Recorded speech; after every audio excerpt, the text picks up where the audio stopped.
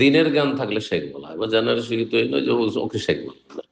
দিনের জ্ঞান, কারণ মূল জ্ঞান হচ্ছে দিনের জ্ঞান। তো দিনের জ্ঞান যদি বেশি থাকে আর বয়স অল্প হয়, কিন্তু যথেষ্ট জ্ঞান থাকে, অল্প স্বল্প না, যথেষ্ট জ্ঞান, তাহলে শেখ। আজকাল কিন্তু বক্তা একসময় মৌলানা লিখতো, এখন মৌলানা বাদ দিয়েছে, আলিয়া দিয়েছে, সবকে শেখ।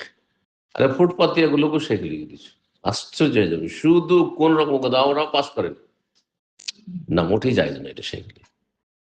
আমাদের কাছে সেন্টার এইসব ভাইরা অনেকে বক্তব্য করতে পারছেন, পারছেন না, পারছেন না। এরা দেশে যাবে, জুমার খুতবা দিবে, দিচ্ছে।